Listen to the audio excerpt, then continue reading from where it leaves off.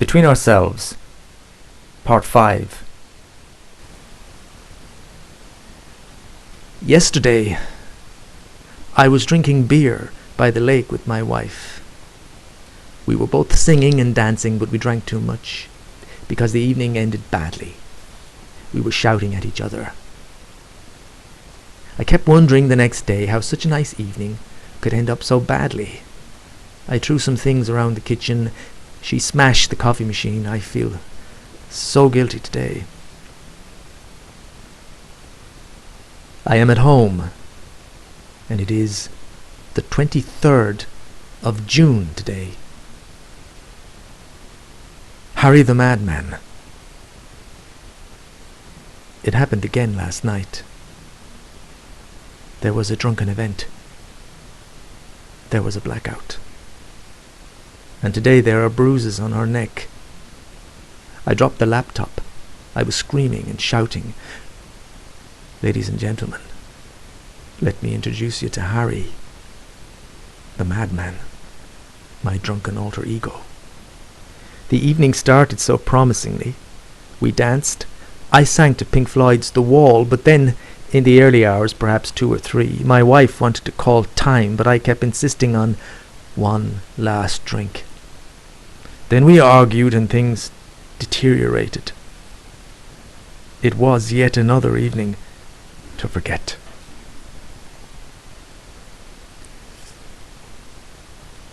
Today is July the 4th. It's Independence Day, and it's Independence Day for us too, because it's the first day of our new business. If someone had told me 1 year ago that I'd be running a restaurant in the south of France, I wouldn't have believed it. On leaving London at the beginning of October 2007, I'd always thought that I would learn the language quickly, then get a job in a hotel or something, at least to begin with. But I didn't learn the language quickly. And now here I am, after spending the previous 2 months preparing the place. Here we are in our first day of service. We had a few clients this morning, and then this afternoon from 2 p.m. to 6 p.m. it was very quiet, and I sat in my bar thinking, this is great. I am my own boss for the first time. I can sit here, drink my Guinness, read a book or write something until it gets busy again. It's been decided that I will take charge of the front of house. I will be the first contact with our French clients. My Irishness will be one of our marketing points. I think that working with alcohol all around will not be such a problem for me. It will be like working in a sweet shop. After a week or two, I'll have had enough of the sweets, and the novelty of having Guinness and Carlsberg on draft will have worn off. Anyway, if someone wants to drink, they don't have to own a bar to do that, do they? Things had been going well for us in London, well enough. My wife worked in the city while I worked in a video store, and then later I worked as a security guard for a banking company. Pretty early on in our relationship, we both decided that it would be a good adventure to go to the south of France. My wife was born and raised there. And so here we are now, in our own bar, our own restaurant. I had this idea that I would be like Humphrey Bogart in Casablanca, walking around wearing a suit, smoking a cigar, as I spoke to the clients. However, during the past 2 days, I have been more like Manuel from the TV show Fawlty Towers, running around like a hamster with a dodgy leg. Not cool at all. Although I can speak a little French, I have discovered I cannot understand a single word the locals say. We have set up in a small village, and the way people speak here is different to the way people spoke in Narbonne. We cannot afford to buy a business in a big town like Aix or Nice. I am realizing that this job is far more difficult than I thought.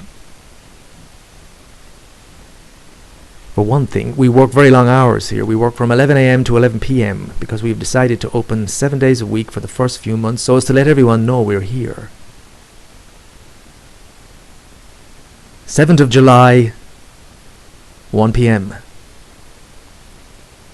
The day of disasters. Yesterday was a disaster. Yesterday was a day of disasters. My wife was cooking in the kitchen. I was dealing with around 20 people in the main room. 5 or 6 people were standing at the bar waiting for me to serve them their drinks. But I was all over the place. The barrel of Guinness had run out and I had to change it. This place is small and the barrels are stored beside the counter, which meant I had to change the barrel in full view of all the people standing there.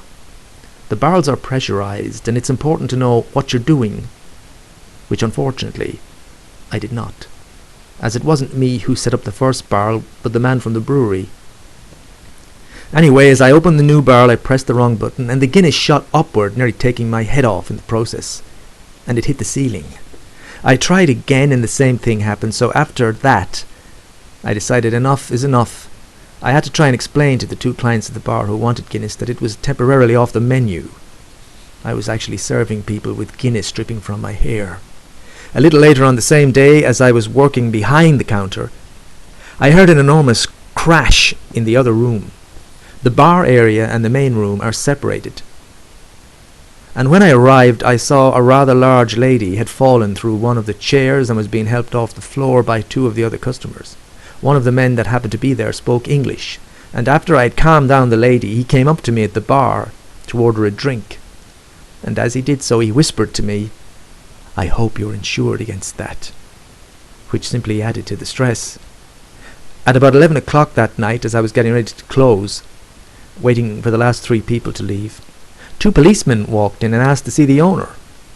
One of them spoke English fluently, and he explained to me that there had been a complaint about the noise coming from the bar and that it was my responsibility to make sure that the customers behaved themselves, as the bar was located in a residential street.